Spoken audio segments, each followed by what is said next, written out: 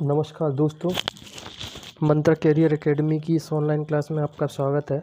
आज से हम मध्य प्रदेश प्रारंभ कर रहे हैं। मध्य प्रदेश में कई सारे टॉपिक्स आते हैं, जैसे मध्य प्रदेश का भौगोलिक विस्तार, मध्य प्रदेश में जनजातियाँ, मध्य प्रदेश के नाट्य, मध्य प्रदेश के वन, मध्य प्रदेश के उद्योग, मध्य प्रदेश की मिट्टियाँ, मध्य प्रदेश में नदियाँ। कई सारे ऐसे टॉपिक्स हैं जो बहुत ही इम्पोर्टेंट हैं।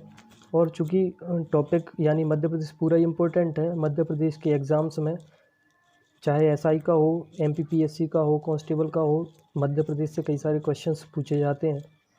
इसलिए हमको इसे गहराई से पढ़ना है, और इसे गहराई से पढ़ने के लिए हमको इसकी प्रत्येक स्थिति का पता होना चाहिए। जैसे इसमें जितने भी ज़िले हैं उनकी स्थिति यानी लोकेशंस का पता होना चाहिए, कौन सा ज़िला कौन सी जगह स्थित है।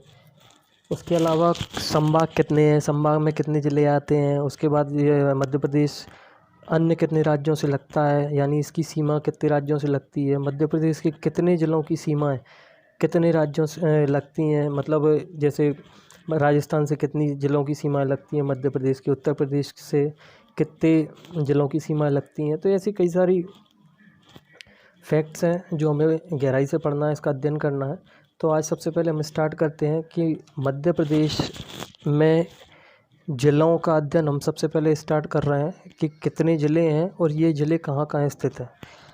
तो ये मैंने नक्शा बनाया हुआ है।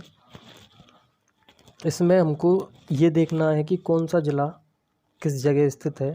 और अगर आपको ये नक्शा सही से याद हो गया तो आपका आधा भार कम हो जाएगा, क्योंकि मैपिंग से जो हमारा दिमाग सही से काम करता है, एग्ज़ाम्स में जैसे कोई सा भी क्वेश्चन पूछ लिया गया तो हम लगभग हम उस ऑप्शन तक पहुंच सकते हैं अगर हमको मैपिंग ठीक से अच्छे से याद है।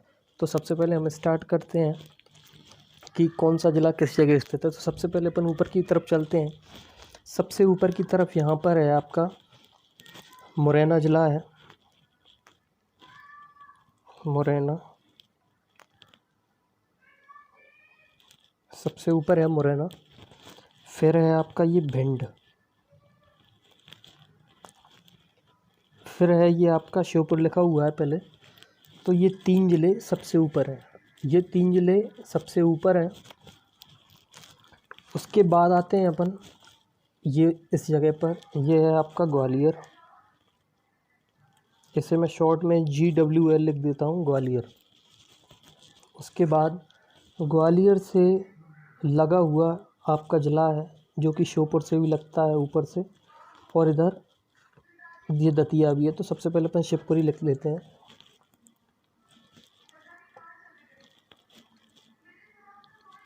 शिवपुरी। उसके बाद है ये इधर इस साइड में ग्वालियर से लगा हुआ पूर्व की ओर, ग्वालियर के पूर्व में दतिया, जो शिवपुरी से भी लगता है इधर, इधर ग्वालियर से भी लगा हुआ है। उसके बाद आते हैं अपन शिवपुरी के नीचे की तरफ, ये है अपना अशोकनगर। ये अशोकनगर है। आपको पता है कि अशोकनगर से हम कहाँ कहाँ जा सकते हैं। तो अगर अपन अशोकनगर से बाय रोड यानी पश्चिम की तरफ जाएंगे इधर, तो ये लगता है आपका गुना।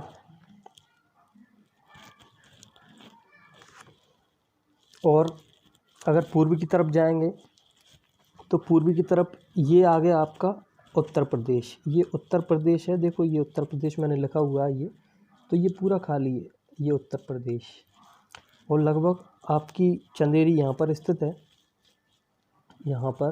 तो जो उत्तर प्रदेश से लगी हुई है उधर, तो हमारा अशोकनगर उत्तर प्रदेश से भी लगता है।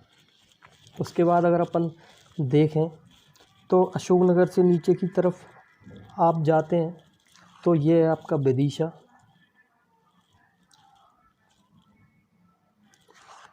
ये है आपका विदिशा।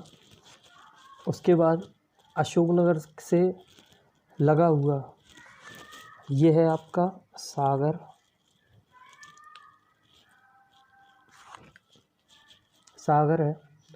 उसके बाद विदिशा। अशोकनगर से हम भोपाल जाते हैं तो ट्रेन जाती है, आपको पता है कि अशोकनगर से पहले विदिशा जाएगी, है ना। विदिशा से आपको विदिशा, और विदिशा के बाद आपका ये भोपाल आएगा इधर। ये है आपका भोपाल।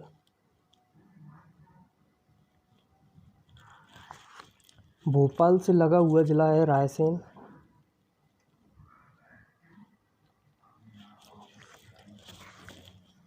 तो अपन को पता है कि अपन जाते हैं तो अशोकनगर से विदिशा जाएंगे, विदिशा से इधर से भोपाल जाएंगे, यहाँ से विदिशा से इधर। तो थोड़ा सा ये रायसेन ज़िला भी पड़ता है। और रायसेन ज़िले में आपको पता होगा कि सांची का स्तूप आता है। सांची जो आती है वो रायसेन ज़िले में ही आती है। तो इस जगह पर यहाँ पर सांची भी पड़ता है। तो अपन को ऐसे याद कर सकते हैं कि अशोकनगर से विदिशा, विदिशा से रायसेन ज़िला पड़ता है और रायसेन से भोपाल। सांची सबको याद ही है, भोपाल जाते हुए पड़ता है। तो अपन रायसेन को अच्छे से याद कर सकते हैं। उसके बाद ये भोपाल है। अब इसको यहीं पर छोड़ो, अपन चलते हैं वापस से गुना। गुना से अगर हम AB रोड से जाएं, AB रोड आपको पता ही है, आगरा बॉम्बे रोड। तो वो कहाँ से आती है? इधर से मुरैना, ग्वालियर, शिवपुरी, गुना। तो ये AB रोड आपको इंदौर होते हुए मुंबई तक ले जाती है। तो इंदौर की गुना से जाएंगे तो ये ज़िला लगेगा आपका राजगढ़।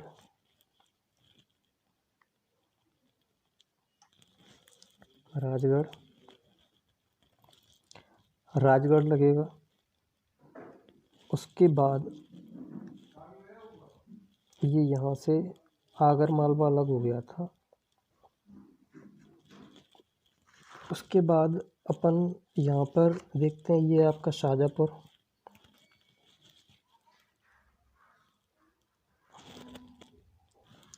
शाजापुर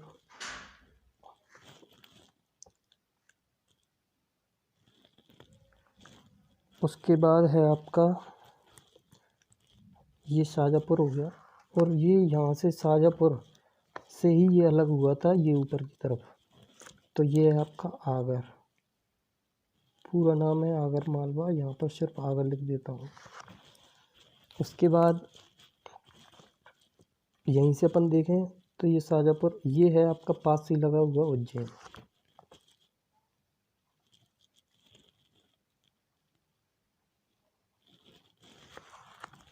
उसके बाद ये है आपका इंदौर। उज्जैन से आपको पता है इंदौर लगा हुआ है, पास में ही है, ज़्यादा दूर नहीं है इंदौर। तो एक से एक कड़ी जोड़कर हमको याद रखना है कि कौन सा ज़िला कहाँ पे है। उसके बाद इंदौर है हो गया। उसके बाद ये यहाँ पर अपन चलते हैं उज्जैन, रतलाम।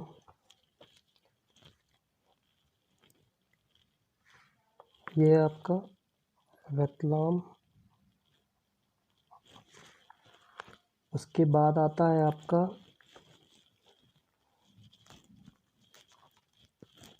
मंदसौर। और ये है आपका नीमच।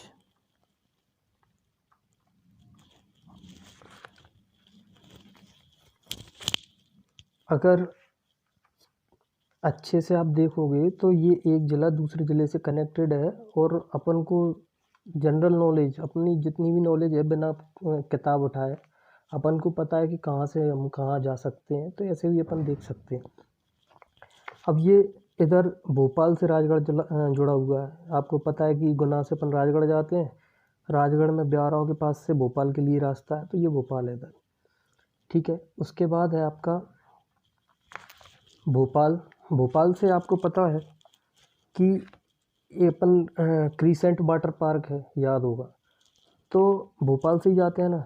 तो ये तो हो गया पास में रायसेन, ये हो गया विदिशा। अब जो लगा हुआ ज़िला है इधर हो गया राजगढ़। अब ये जो लगा हुआ ज़िला है ये क्या है आपका? सीहोर। यहीं पर है आपका क्रीसेंट वाटर पार्क। उसके बाद आपको पता है कि भोपाल से अगर हम इंदौर जाते हैं तो कैसे जाते हैं? सीहोर और फिर देवास और ये इंदौर। ये इंदौर हमने, इंदौर इधर से आ गए थे। तो भोपाल से सीहोर, फिर ये देवास और ये इंदौर। तो ये आपका क्या हो गया? देवास। उसके बाद देवास हो गया। देवास के बाद यहाँ पर छोड़ दो, फिर आते हैं अपन यहीं पे भोपाल, रायसेन। रायसेन आपको पता है भोपाल में होशंगाबाद रोड है, भोपाल में होशंगाबाद रोड है, तो ये सीधा आपको रायसेन और उसके बाद ये यहाँ पर ये होशंगाबाद आ जाता है।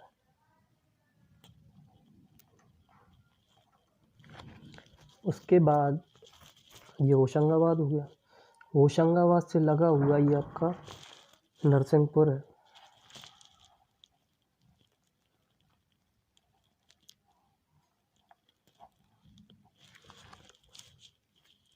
ये हो गए ज़िले। उसके बाद स्टार्ट होता है ये ऊपर ऊपर यहाँ के ज़िले हो गए। अब अपन चलते हैं इधर की तरफ, तो ये आता है आपका टीकमगढ़,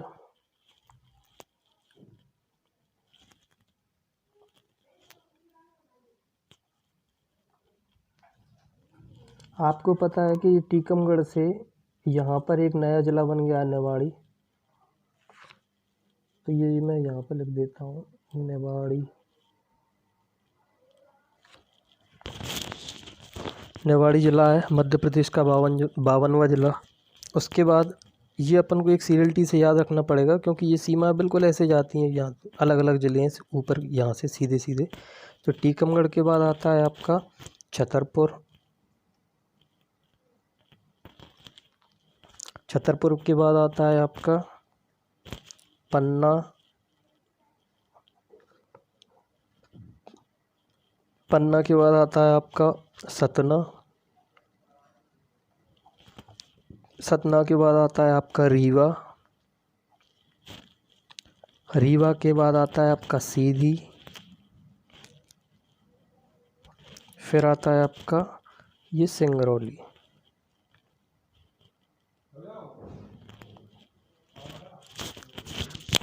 सिंगरौली आता है। अब यहाँ पर ये आपको सीरियलिटी से याद करना पड़ेगा, एक के बाद एक ज़िले हैं बिल्कुल, ऊपर नीचे कुछ है नहीं, सीधा सीधा टीकमगढ़, छतरपुर, निवाड़ी, टीकमगढ़, छतरपुर, पन्ना, सतना, रीवा, सीधी, सिंगरौली। उसके बाद सिंगरौली के बाद यहाँ पे नीचे की तरफ आते हैं अपन, तो यहाँ पर है आपका सागर के पास में दमोह।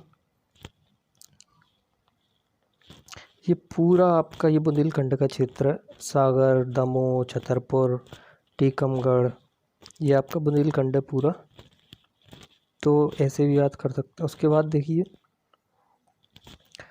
दमोह, ये पन्ना, सतना, इसके नीचे अपन ऐसे याद करेंगे, पन्ना सतना के नीचे है आपकी कटनी,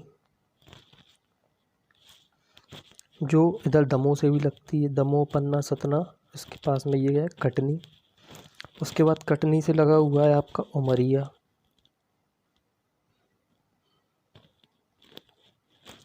उसके बाद है आपका उमरिया के बाद आता है आपका ये शहडोल,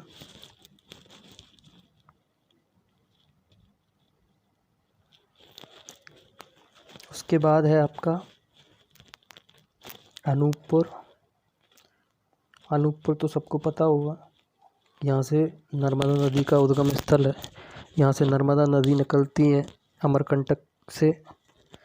उसके बाद अनूपपुर, अनूपपुर से नीचे की तरफ आते हैं, ये आपका डिंडोरी,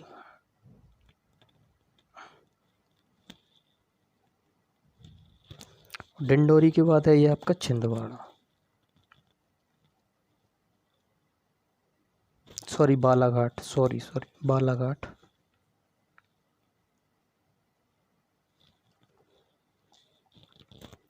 ये है आपका बालाघाट, और ये है आपका बालाघाट के ऊपर मंडला।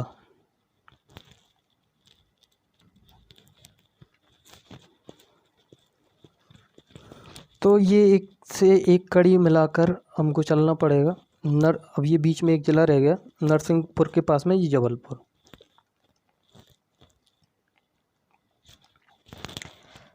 तो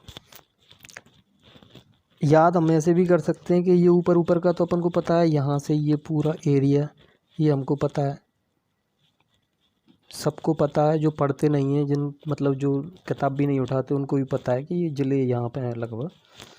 उसके बाद हम कड़ी से कड़ी मिलाकर एक ज़िले से दूसरे ज़िले जा सकते हैं। उसके बाद ये वाली पट्टी अपन को याद करना पड़ेगा खुद से। टीकमगढ़, छतरपुर, पन्ना, सतना, रीवा, सीधी, सिंगरौली और ये ऊपर निवाड़ी। उसके बाद ये बॉर्डर्स, ये चारों तरफ से बॉर्डर्स हैं। ये ज़िले तो अपन को याद ही करना पड़ेंगे कैसे भी करके। बालाघाट के बाद आता है आपका ये सिवनी, ये आपका छिंदवाड़ा, ये आपका बैतूल। ये तो अपन को याद करने ही पड़ेंगे, इसकी कोई ट्रिक नहीं है। जो राज्यों से लगे हुए जो ज़िले हैं उनको सीरियल टी से याद करना ही पड़ेगा। बैतूल, उसके बाद है आपका ये बुरहानपुर, उसके बाद है आपका ये खंडवा, उसके बाद है ये आपका खरगोन,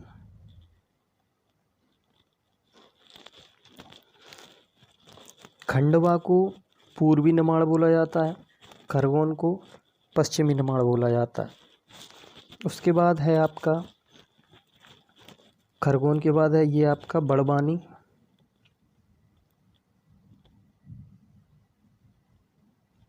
ये आपका क्या है बड़वानी। उसके बाद ये है आपका अलीराजपुर, ये है झाबुआ। तो अलीराजपुर झाबुआ से ही अलग हुआ था, तो ये आपका अलीराजपुर और ये आपका झाबुआ और ये आपका धार।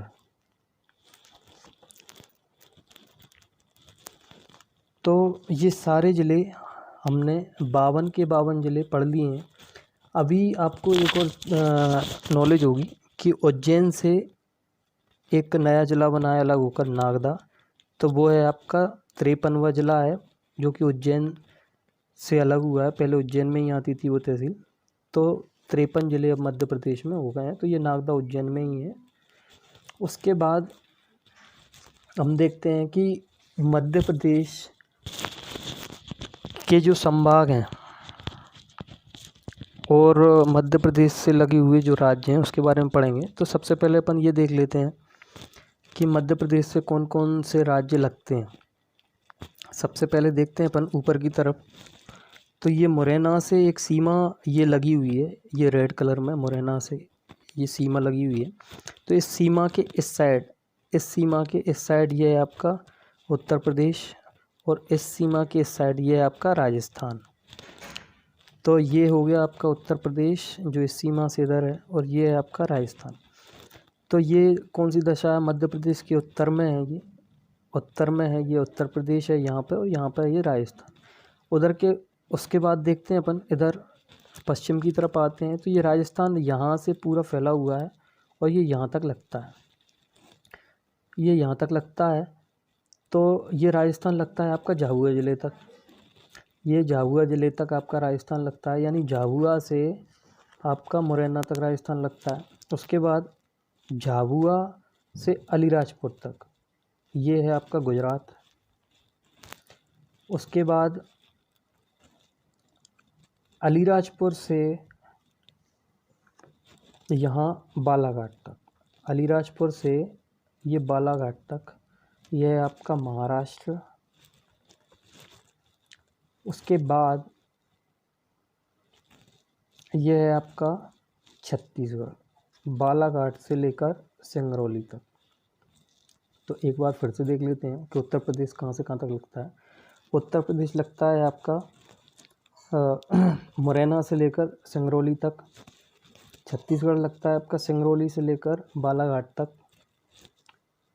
महाराष्ट्र लगता है आपका बालाघाट से अलीराजपुर तक। गुजरात लगता है आपका अलीराजपुर से झाबुआ तक। और राजस्थान लगता है आपका झाबुआ से मुरैना तक। तो ऐसे क्लॉकवाइज घूमकर आ गए वहीं की वहीं मुरैना पर। अब हम ये देखते हैं कि कौन से प्रदेश से मध्य प्रदेश के कितने ज़िले लगते हैं। तो सबसे पहले अपन उत्तर प्रदेश ही देख लेते हैं। सबसे पहले गिनना स्टार्ट करते हैं। मुरैना 1, भिंड 2, दतिया 3, शिवपुरी 4, अशोकनगर 5, सागर 6, टीकमगढ़ 7, छतरपुर 8, पन्ना 9, सतना 10, रीवा 11, सीधी 12, सिंगरौली 13। यानी उत्तर प्रदेश से हमारे कितने ज़िले लगते हैं? 13 ज़िले लगते हैं। तो मैं यहाँ पर ये लिख देता हूँ। उसके बाद उत्तर प्रदेश से कितने हुए टोटल ज़िले? 13 ज़िले लगते हैं। उसके बाद छत्तीसगढ़ से कितने ज़िले लगते हैं ये भी गिन लेते हैं।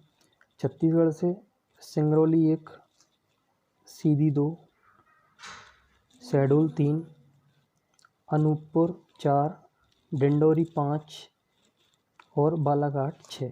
यानी छत्तीसगढ़ से लगने वालों ज़िलों की संख्या है आपकी 6। उसके बाद अब हम गिनते हैं महाराष्ट्र से कितने ज़िले लगते हैं। महाराष्ट्र से ज़िले लगते हैं, ये गिनते हैं अपन। बालाघाट 1, सिवनी 2, छिंदवाड़ा 3, बैतूल 4, खंडवा 5, बुरहानपुर 6, खरगोन 7, बड़वानी 8, अलीराजपुर 9। तो महाराष्ट्र से लगने वाले ज़िलों की संख्या कितनी है? 9। उसके बाद अपन देखते हैं गुजरात से। तो गुजरात से सिर्फ आपको स्पष्ट दिख रहा है कि अलीराजपुर और झाबुआ ये 2 ज़िले लगते हैं। तो गुजरात से ज़िले लगते हैं आपके 2। उसके बाद राजस्थान से देखते हैं कि राजस्थान से कितने ज़िले लगते हैं। तो राजस्थान से लगते हैं आपके झाबुआ 1, रतलाम 2, मंदसौर 3, नीमच 4, आगर 5, राजगढ़ 6, गुना 7, शिवपुरी 8, श्योपुर 9 और मुरैना 10। यानी राजस्थान से लगने वाले ज़िलों की संख्या है आपकी 10। तो ये आपके मध्य प्रदेश के कितने ज़िले अन्य प्रदेश से लगते हैं, तो ये अपन को एग्जैक्ट याद होना चाहिए। तो उत्तर प्रदेश से 13 ज़िले लगते हैं, छत्तीसगढ़ से 6 ज़िले लगते हैं, महाराष्ट्र से 9 लगते हैं, गुजरात से आपके 2 लगते हैं और राजस्थान से 10 लगते हैं। इनकी स्थिति और देख लेते हैं।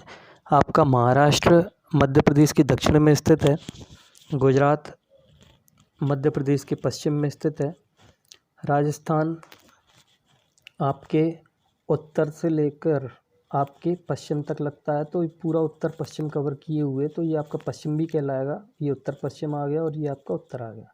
उसके बाद देखते हैं कि उत्तर प्रदेश ये भी आपका उत्तर से स्टार्ट होता है और ये आपके पूर्व तक जाता है। तो ये पूरा उत्तर पूर्व कवर किए हुए, तो ये पूर्व से लेके उत्तर तक ये फैला हुआ है।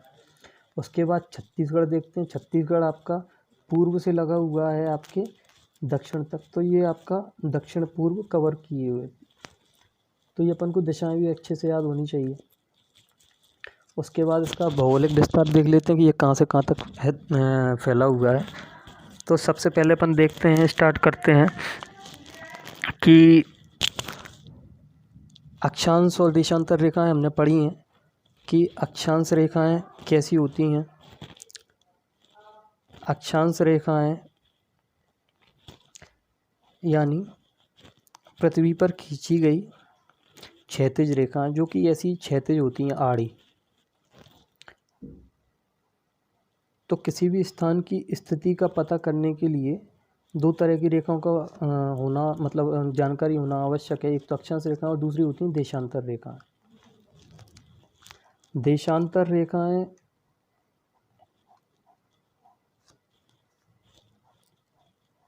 लंबवत होती हैं ऐसे में,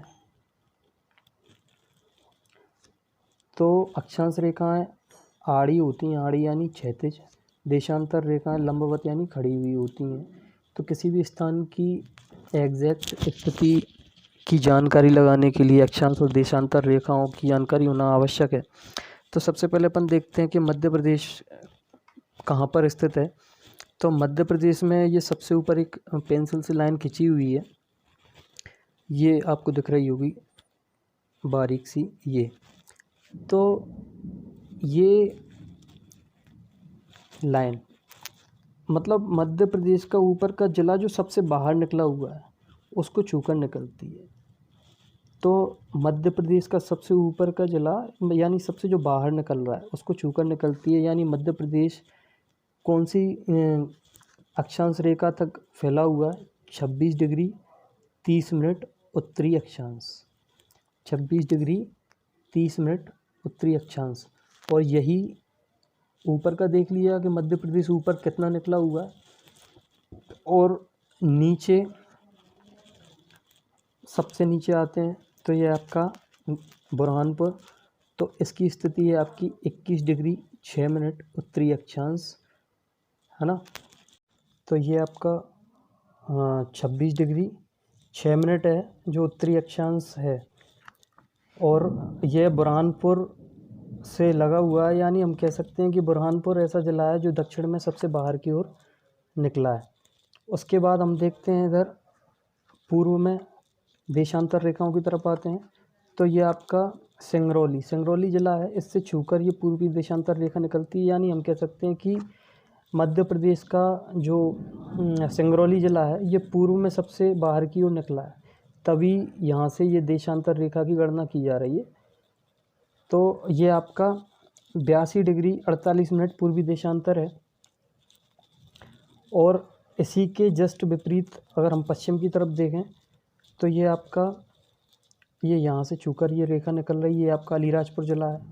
ये आपका अलीराजपुर जिला है। यानी हम कहें कि पश्चिम की तरफ कोई सा जिला सबसे बाहर की ओर निकला है तो वो आपका अलीराजपुर जिला है।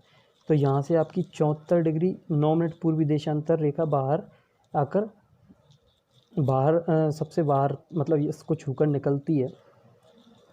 तो अपन देखें कि ये आपका देशांतर का विस्तार है आपका 82 डिग्री 48 मिनट पूर्वी देशांतर से आपका ये 74 डिग्री 9 मिनट पूर्वी देशांतर तक, और अक्षांशीय विस्तार है आपका 21 डिग्री 6 मिनट से उत्तरी अक्षांश से 21 डिग्री 6 मिनट उत्तरी अक्षांश से 26 डिग्री 30 मिनट उत्तरी अक्षांश तक। तो आज हमने इतना सब कुछ पढ़ लिया है। जिलों की सीमा, जिले पढ़ लिए हैं, जिलों की सीमा कौन कौन से प्रदेशों से लगती हैं ये भी पढ़ लिया है। अक्षांशीय विस्तार पढ़ लिया है हमने, और 53 के 53 जिले पढ़ लिए हैं।